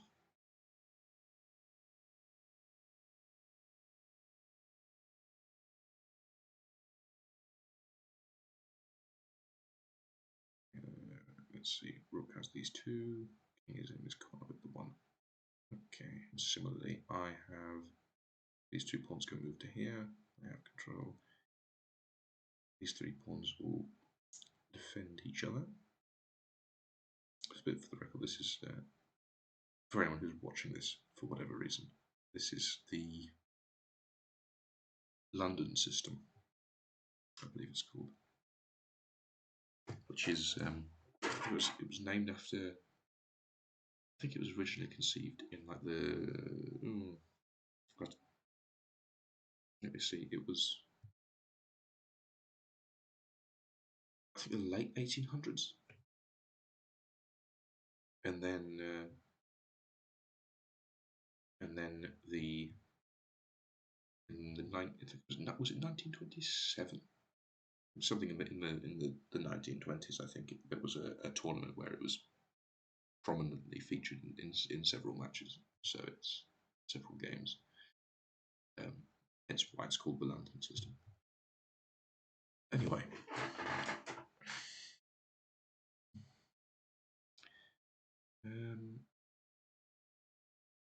So what? And then so I've checked all the enemy pieces. So now there's. I'm definitely not going to finish this in 19 minutes if I do this. But yeah, anyway. All pawns. So these three can all take to these squares. This pawn can take here. These two can move up. These two can move up. This one could take here. These are all defending each other. Bishop has control of these two squares. Knight has control of these two green squares. This green square, and then is defending these two positions. This knight controls these two. Queen can move out here if I want to. It's a bit early. So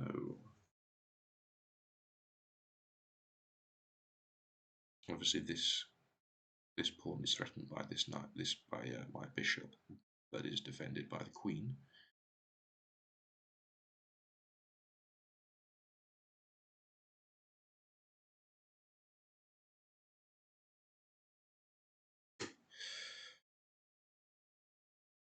So I think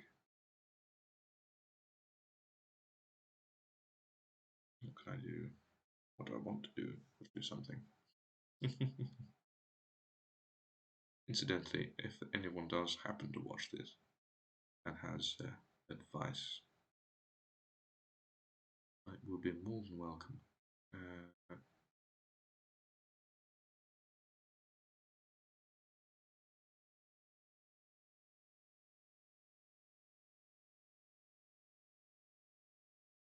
If I move here, it threatens nothing. If I move here,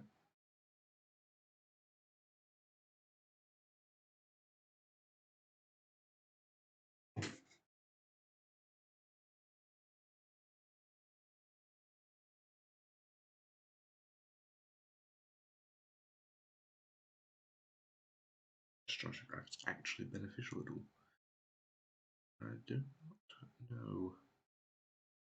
Because obviously, a bishop is more like what's it called? Material. So a bishop is worth 3, a pawn is worth 1. So, or a knight rather. If I move this knight here, even though it would technically be defended by the bishop, black would be able to take the knight, the pawn, which I would then take with the bishop, which actually black would then take with their bishop. So I would technically, by that point, I would be down. What's it called? What would it be? This is now maths that I've got to do. What's it? 6 less pawn. So yeah, I'd be down. I'd be losing 5-0. That's not ideal. Don't want to go there at all. The question is whether to go here or whether to move a pawn, potentially. So this is a defensive decision, I suppose. So we really want black to expose themselves.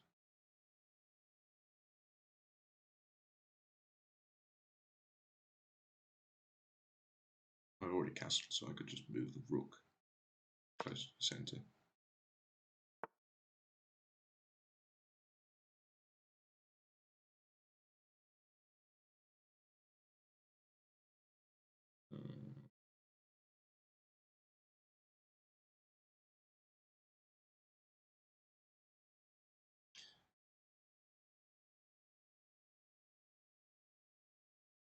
Basically just obviously they have nothing exposed. I have nothing exposed that I can see anyway. Because that pawn is defended by the pawn.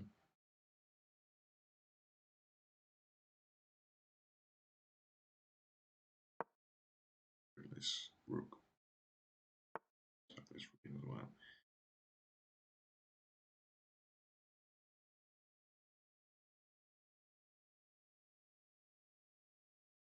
Now I'm looking for the trap.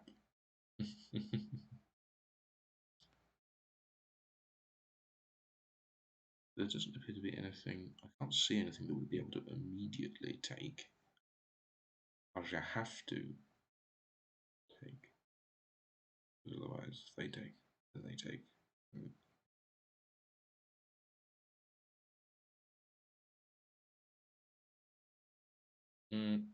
Actually, if I let them take,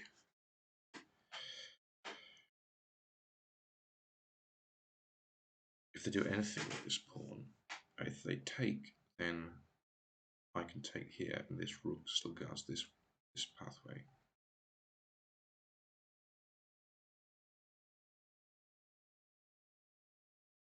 Or I could take with the knight and then come back.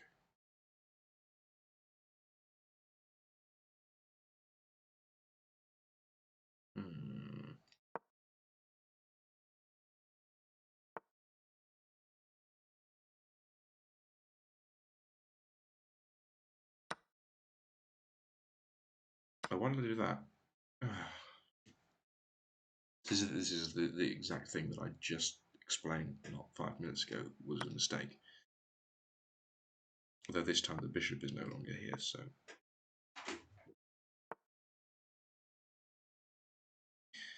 Okay, so this pawn is now threatening this bishop.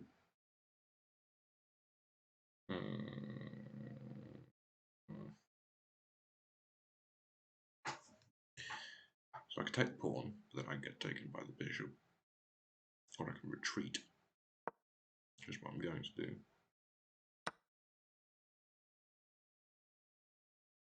And yeah, so this is what I meant about going through and looking at everything, because I miss this sort of thing constantly. Threaten this bishop, which they move out of the way. And that bishop is now threatening this knight.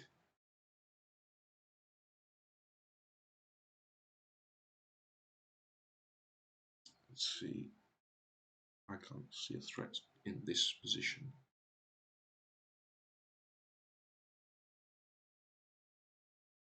It doesn't threaten anything if is. First, I can go to this position. No. Yeah, let's go here. So that's a trade.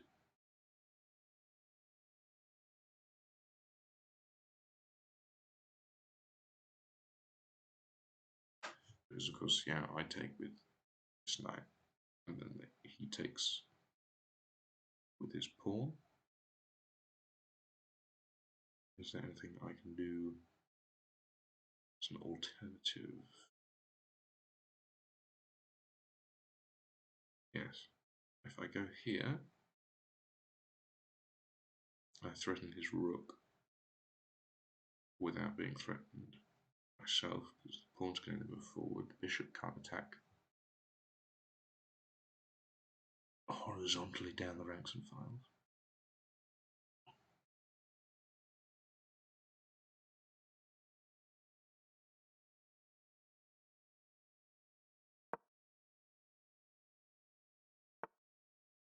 Yep.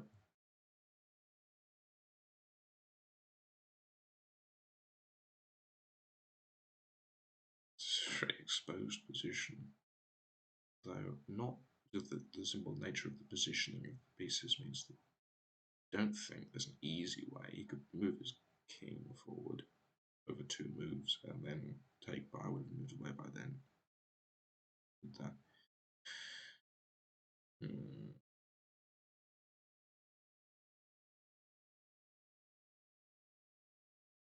Let's see. Bishop is here. This offers me two opportunities because the first move threaten the knight. Although that would be a terrible trade because the knight is protected by the bishop. On the other hand, I could go here, which is protected by this knight, so I can't go there.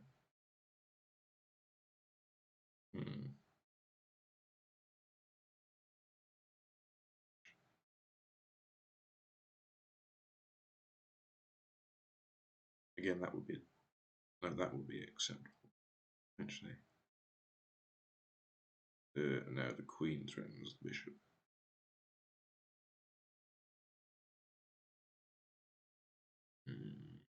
So that would be unacceptable because rooks are 5 material, queens are 9. knights and bishops 3, pawns 1. Then kings don't have material value because you can't lose the king, because that's not how the game works. Let's looking for a move. That's threatened by that knight. That's threatened by the queen. That's threatened by the queen. That's threatened by the queen and the rook.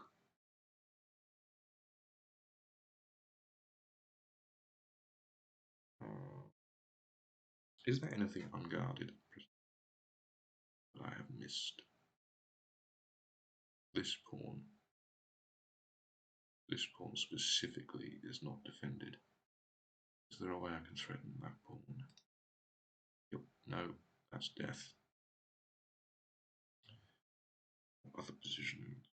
Not any other positions.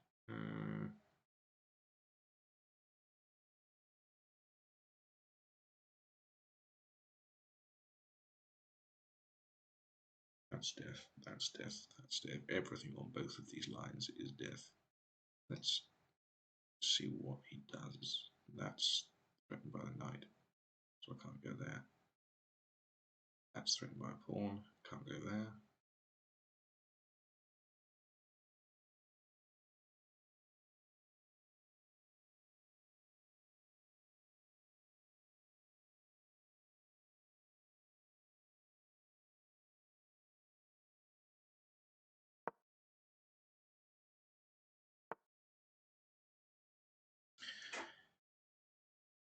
Let's see.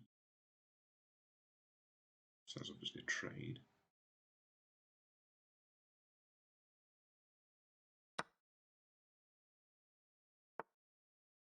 Or not.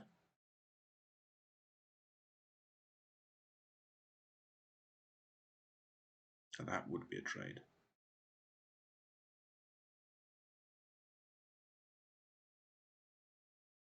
But this knight still is not threatened yet.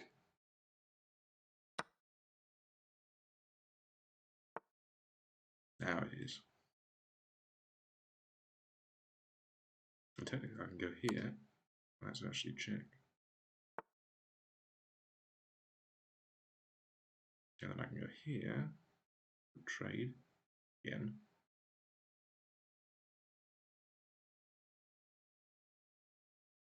Or I could go here,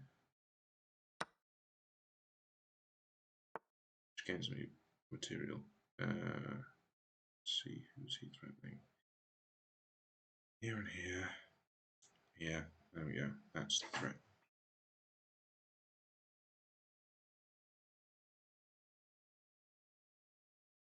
We can pull back. Go here. What did I just lose? Just lost something. Knight that was over here. Knight that was here. There we go. Yeah, see, because I've ignored that, and then I've got myself into a position where this knight was undefended, rather than trading when I could have the opportunity, which was a mistake. Although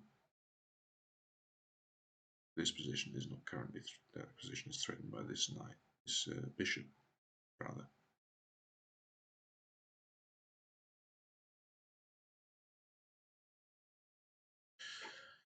Trading a bishop, a rook for a knight is less than ideal.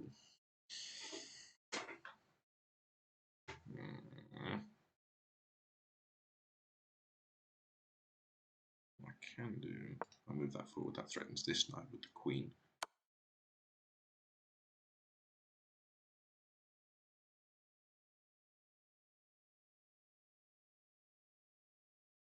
I feel like it's a trap, but I don't see one.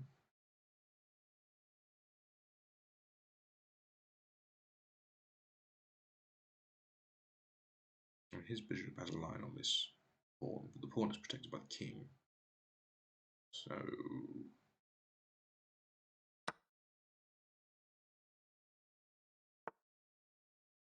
that moves back.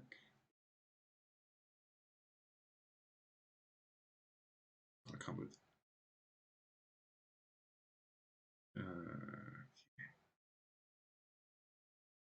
move forward a little bit.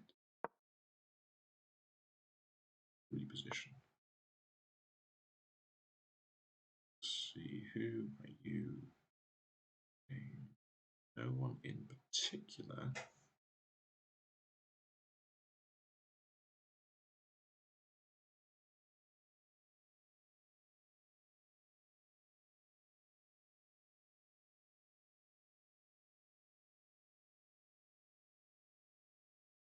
Again, I don't quite grasp, because that's exposed.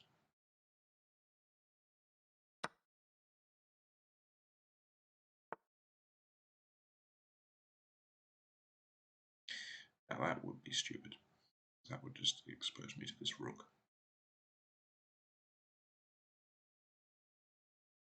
I am now in a position where this is defended.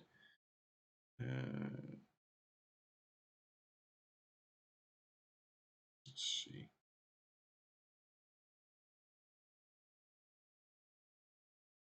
So having this knight here guards these two positions, which means that this bishop can't go this way without dying in some fashion.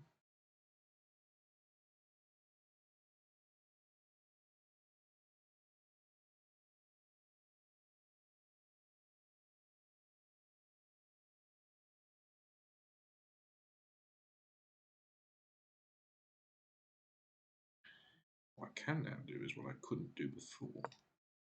Threaten this bishop that's been sat here. So that no, I can't do it because the queen. Yeah, that feels about typical. Move to defend this pawn.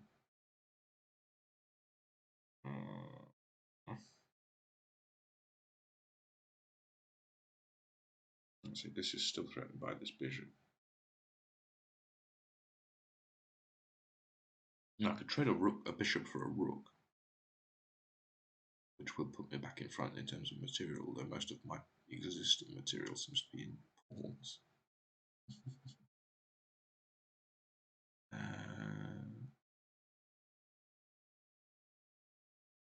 Obviously, this would be a trade.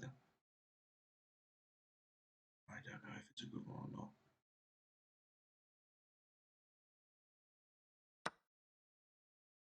Still, I'll be here forever if I don't do anything. Let's see.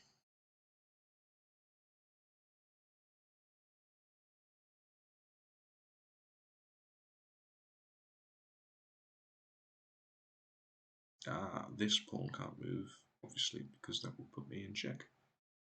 I should have known that, but I didn't, because I am foolish.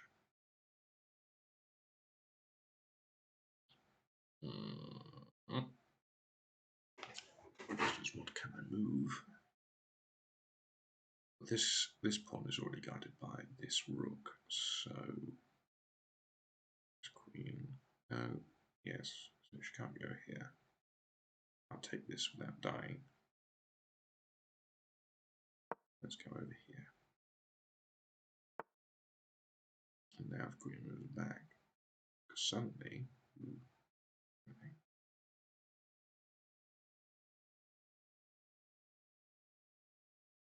I don't think I can go here. No, I just lost my queen. Like an idiot.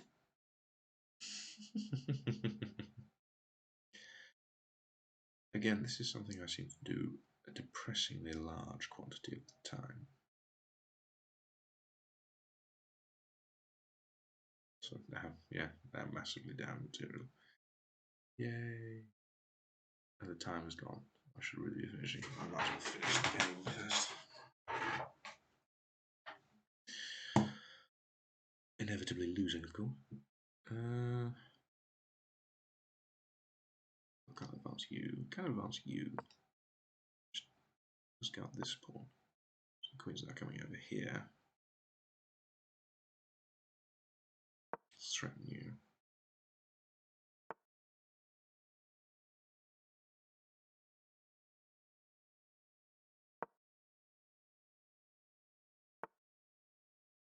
So bishops come forward. Why? This feels like a me move.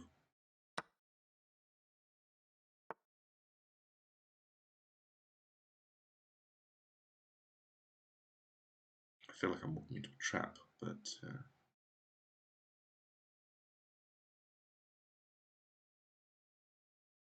where I can go.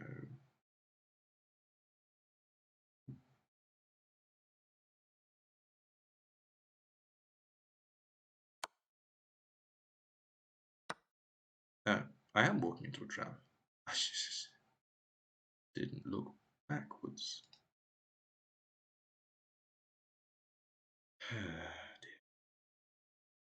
Let's see if I go here. There I can get to.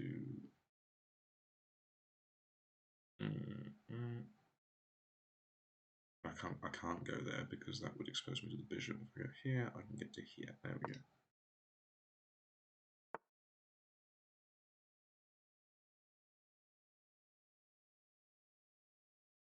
So now that's a problem.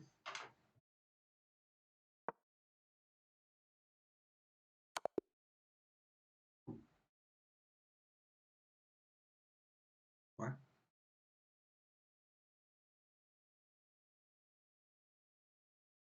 Now to look at this.